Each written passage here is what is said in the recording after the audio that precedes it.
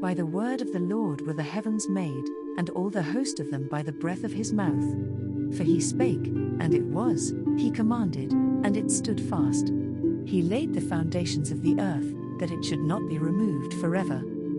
As the earth came forth from the hand of its maker, it was exceedingly beautiful.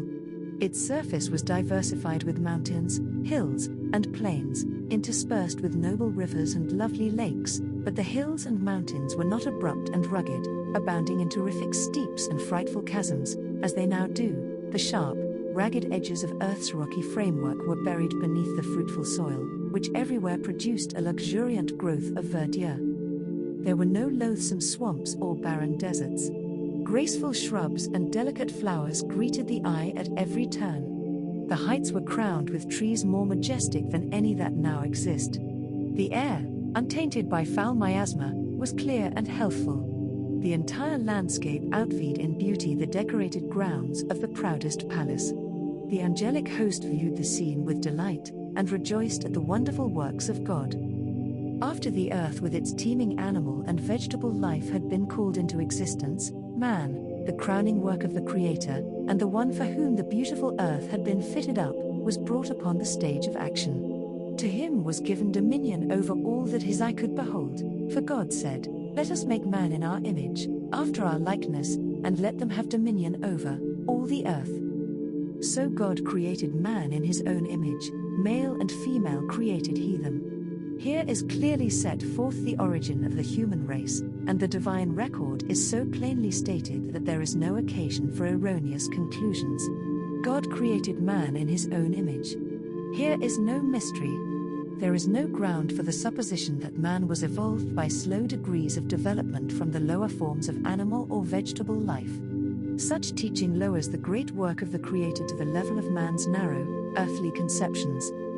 Men are so intent upon excluding God from the sovereignty of the universe that they degrade man and defraud him of the dignity of his origin. He who set the starry worlds on high, tinted with delicate skill the flowers of the field, who filled the earth and the heavens with the wonders of his power, when he came to crown his glorious work, to place one in the midst to stand as ruler of the fair earth, did not fail to create a being worthy of the hand that gave him life. The genealogy of our race, as given by inspiration, traces back its origin, not to a line of developing germs, mollusks, and quadrupeds, but to the great Creator. Though formed from the dust, Adam was the son of God. He was placed, as God's representative, over the lower orders of being. They cannot understand or acknowledge the sovereignty of God, yet they were made capable of loving and serving man. The psalmist says, "Thou madest him to have dominion over the works of thy hands, thou hast put all things under his feet, the beasts of the field, the fowl of the air, and whatsoever passeth through the paths of the seas." Man was to bear God's image, both in outward resemblance and in character. Christ alone is the express image of the Father, but man was formed in the likeness of God. His nature was in harmony with the will of God. His mind was capable of comprehending divine things. His affections were pure, his appetites and passions were under the control of reason. He was holy and happy in bearing the image of God and in perfect obedience to his will. As man came forth from the hand of his Creator, he was of lofty stature and perfect symmetry. His countenance bore the ruddy tint of health and glowed with the light of life and joy. Adam's height was much greater than that of men who now inhabit the earth. Eve was somewhat less in stature, yet her form was noble and full of beauty. The sinless pair wore no artificial garments, they were clothed with a covering of light and glory, such as the angels wear. So long as they lived in obedience to God, this robe of light continued to enshroud them. After the creation of Adam, every living creature was brought before him to receive its name. He saw that to each had been given a companion, but among them there was not found an helpmeet for him. Among all the creatures that God had made on the earth, there was not one equal to man.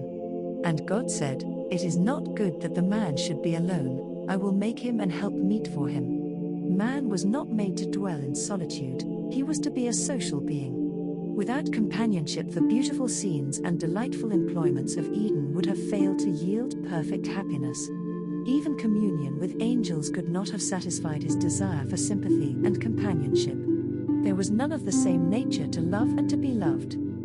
God himself gave Adam a companion. He provided and helped meet for him a helper corresponding to him, one who was fitted to be his companion, and who could be one with him in love and sympathy.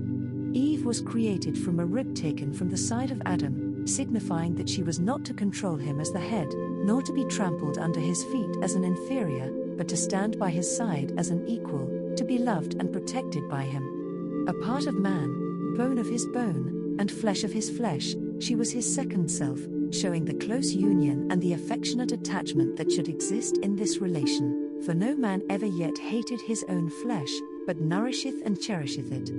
Therefore shall a man leave his father and his mother, and shall cleave unto his wife, and they shall be one. God celebrated the first marriage.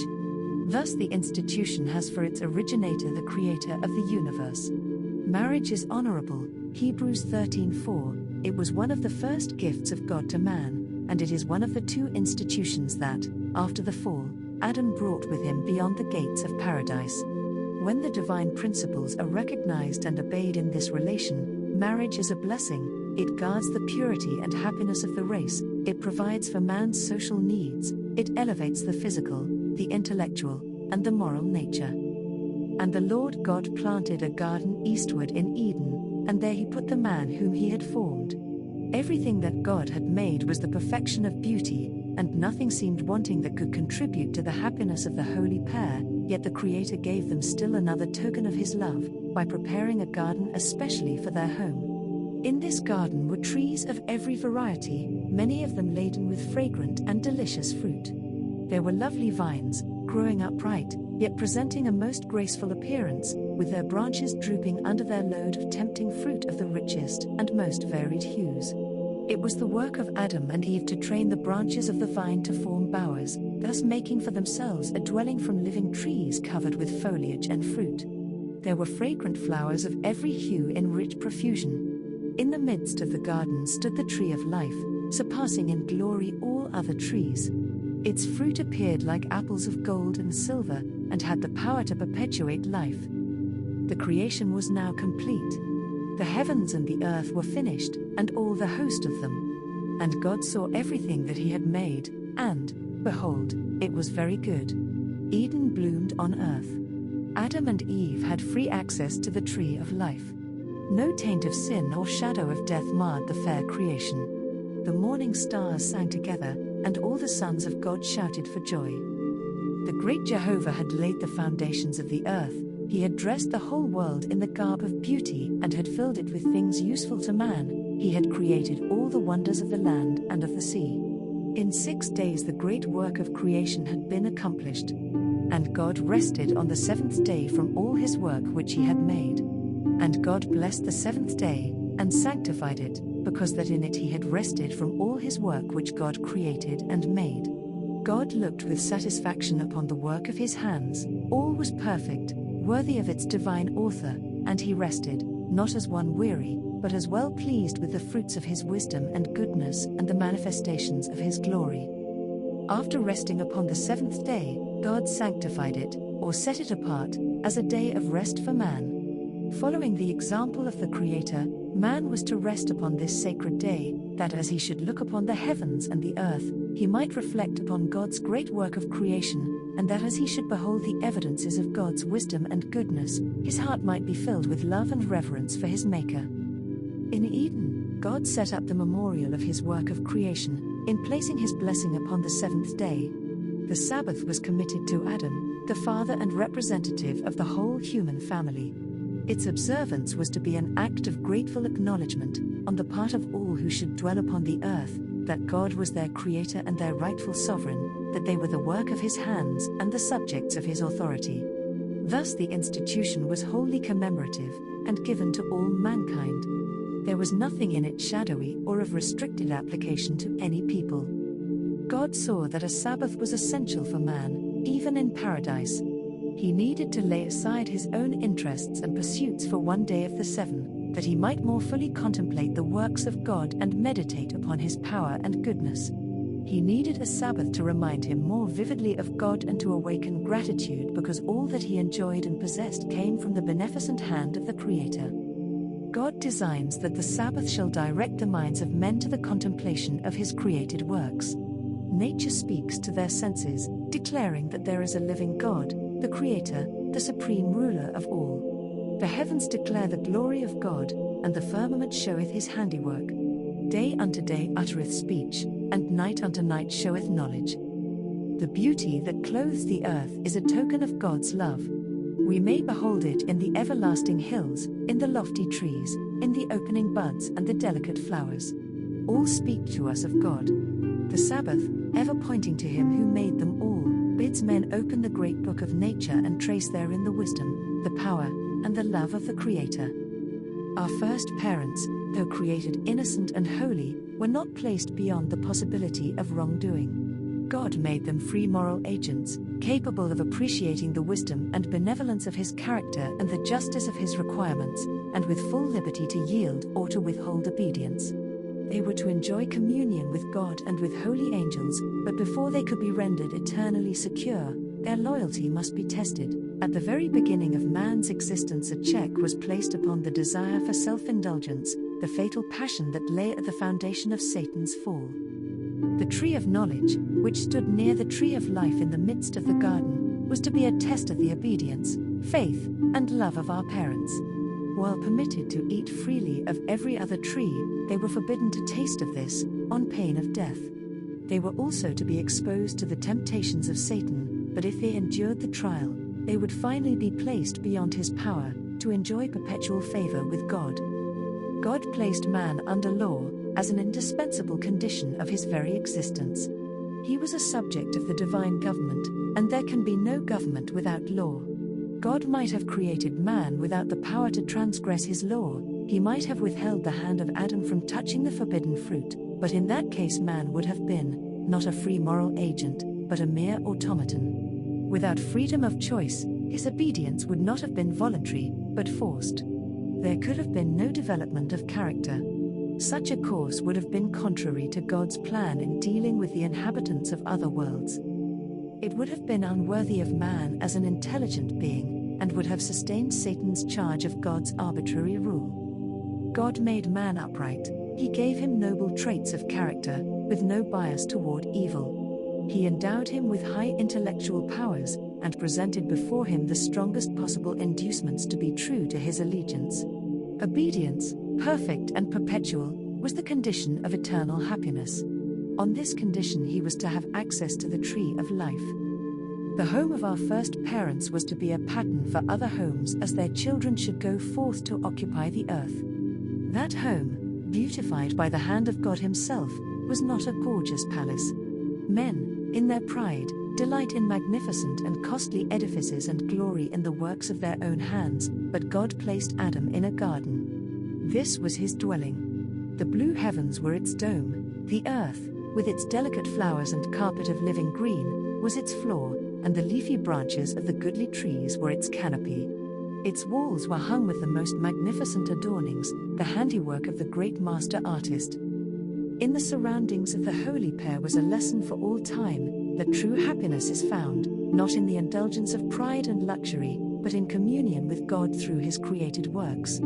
If men would give less attention to the artificial, and would cultivate greater simplicity, they would come far nearer to answering the purpose of God in their creation. Pride and ambition are never satisfied, but those who are truly wise will find substantial and elevating pleasure in the sources of enjoyment that God has placed within the reach of all. To the dwellers in Eden was committed the care of the garden, to dress it and to keep it. Their occupation was not wearisome, but pleasant and invigorating. God appointed labor as a blessing to man, to occupy his mind, to strengthen his body, and to develop his faculties. In mental and physical activity Adam found one of the highest pleasures of his holy existence. And when, as a result of his disobedience, he was driven from his beautiful home, and forced to struggle with a stubborn soil to gain his daily bread, that very labor, although widely different from his pleasant occupation in the garden, was a safeguard against temptation and a source of happiness. Those who regard work as a curse, attended though it be with weariness and pain, are cherishing an error. The rich often look down with contempt upon the working classes, but this is wholly at variance with God's purpose in creating man. What are the possessions of even the most wealthy in comparison with the heritage given to the lordly Adam? Yet Adam was not to be idle. Our Creator, who understands what is for man's happiness, appointed Adam his work.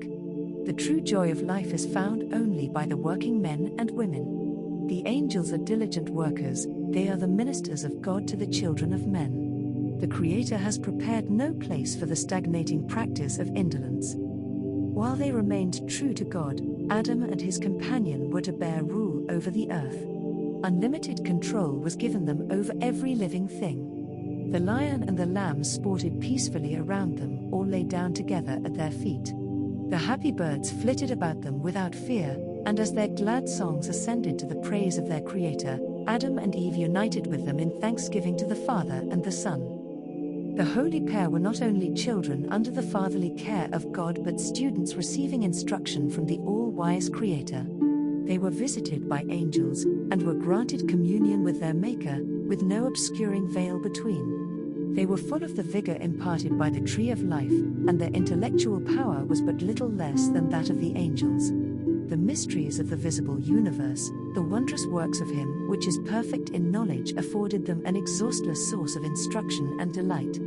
The laws and operations of nature, which have engaged men's study for 6,000 years, were opened to their minds by the infinite framer and upholder of all.